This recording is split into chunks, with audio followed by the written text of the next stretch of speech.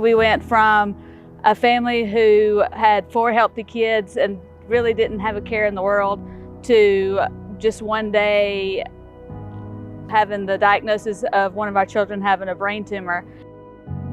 When Gavin was first diagnosed with the brain tumor with craniopharyngioma, we were told it is a very rare type of brain tumor. When someone says it's rare, I thought we might be 1 in 1,000 in the whole world. But there are so many people out there that are going through the same thing or something very similar. When we found him, in his bed, non-responsive, and we called 911 and they sent him via ambulance to the hospital. Flight lifted him back to Charlotte. The first person we saw when we walked in the building was Dr. Van Poppel. We hadn't even made it to Gavin's room.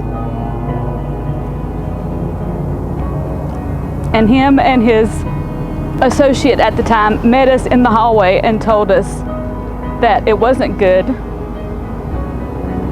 but that they were going to try everything they could.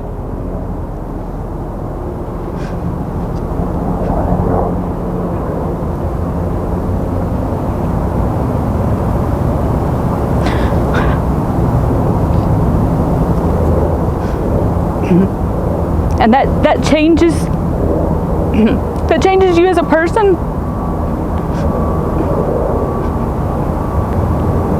When the doctor who did surgery on your child and at the beginning said it's not a problem, we can do this surgery, we've done this surgery before on many kids, but when something goes wrong and the doctor says we don't know what to do, that changes you as a person. But Dr. Van Poppel and all of the doctors and nurses worked tirelessly. Even Dr. Van Poppel joked and said he gained a few more gray hairs because of Gavin. And seeing him on the other side of that and letting all the doctors say what a miracle he is, that he shouldn't be doing what he's doing. He shouldn't be walking, he shouldn't be talking, he shouldn't be going to school. They told me that he wouldn't even be able to go to school anymore.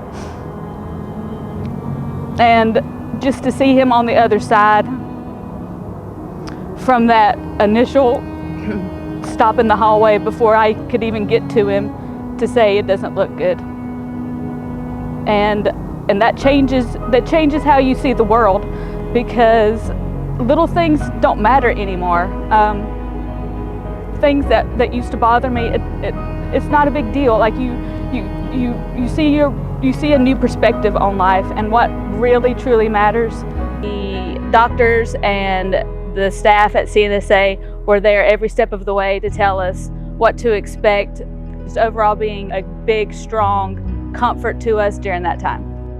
They saved my life and I wouldn't be here without them. When my dad taught at the high school, he brought home a little tuba for me to just play around with. And I just played a couple notes with it and I fell in love with tuba. Like, I don't know, it's like something clicked between me and the tuba. I've been doing Headed for Hope 5K. That's been a big thing for me because it's a fundraiser for brain tumors.